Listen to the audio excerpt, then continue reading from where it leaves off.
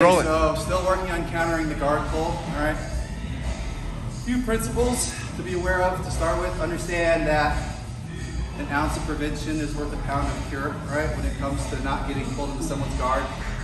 He can only pull me into his guard if he has good grips, okay? If we're not connected, not only can he not pull me into his guard, it's not allowed, right? He's gotta have grips, okay? So dominating the grips early and not letting him get good grips was one way to prevent, from being pulled into guard. The other way, and this is especially important when it comes to him jumping guard, is to be aware of where his hips are in relation to my hips. If he's in a jump guard on me, he's got to get his belt basically to my belt. He's got to get his hips to my hips. So if I'm more of in kind of a wrestling position with my hips back, it's going to be a further distance for him to do that. I'm more likely to see it, right? Also, if he establishes these grips, I get the feeling that he's going to be pulling guard on me. I want to keep this hand real active, okay? Because from a jumping guard standpoint, all I need to do to keep him from jumping guard on me is check his hip when he comes in, okay? That's all I need to do. When he brings me to jump the guard, I check the hip, okay? If he tries to jump guard and I check the hip, he's just going to fall. And then we go from there. Yeah, I don't want you to do that.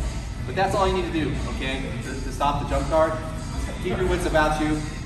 When he goes to jump guard, check the hip, and then go from there. Don't let your arm hang out down here because some guys will flying triangle you. So we have this hand active, but just know that if I get jump guard vibes from him, as soon as he comes in with his hip, all right, I'm just stopping it, and he'll fall, and then it's a guard passing game from there. Okay? So, pulling guard. On Monday, we did the intercept and push by technique, which works to get you to side control or knee on belly or what have you. If their foot doesn't establish a good grip on your hip and he's not able to pull me over, okay? But you're not always fast enough, and sometimes he is able to make contact with his foot and he is able to get you over.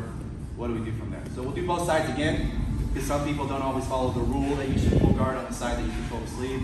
So we'll do the wrong side first and then we'll do the right side. So for the wrong side, that's gonna be this side. He establishes the guard pull, he falls back. Okay, so we're here, all right? I want to get control on the outside of his pants.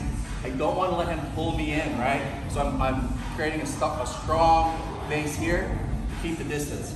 I'm going to get this outside grip on his pants as we're falling down, right? I'm going to take this leg and shove it that way. We're basically doing an X pass. Pull my hips back. I'm going to kick this leg back and shove it back that way. Okay, then I'm going to come in and I'm going to keep that grip. I'm going to pull my own arm over my body until I get to side control position. And then once I get here, I let it go, okay? And that's a guard passing principle trick generally that you could use anytime you're passing guard. Folding that arm across yourself, coming down across your arm, establishing side control, and then letting it go, okay? So we get to here, I'm not reading the situation that well, he pulls me into guard on the same side. I grab the pants and come here, I keep the distance from him, okay? Hips back, kick it, okay? And then I come in. Boom. Consolidate good side. Okay? So that's the wrong side, all right? We do on the right side, the correct side, right? So that's gonna be over here. He establishes foot and pulls it back, okay? So I can't use this arm because he has a grip on it. So I'm gonna use the free arm, I'm gonna come across the back, inside the knee. I'm gonna kick this leg back, I'm gonna punch this knee to the mat, okay? Once I get in here, I'm going to put my head in and circle around. Put on the side. Okay? So, we're using this hand to grab both times. This is the free hand. He's got this hand under control because he's doing what he's supposed to be doing. So we're here. He brings the foot up, so he brings the foot up. I'm going to get control. I'm not going to let him pull me into his guard. Control his lapel and the inside of his knee. Punch it down. Okay? Put it back.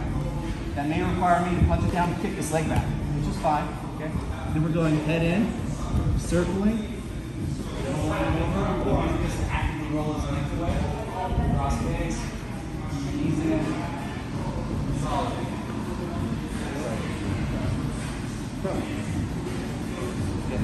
Go the other way? No, oh yeah. Coach, just why do we still hold on to the leg? Yeah. Sure. Because I don't want him to be able to re-guard through his legs back over. And then I won't allow him to show you. So he comes up, I grab it over here, I push it down. Okay, now that I'm past, I'm just going to try to come in but I'm not going to push this one out here, right? It's going to kind of let it go and dive in. So by getting here, right?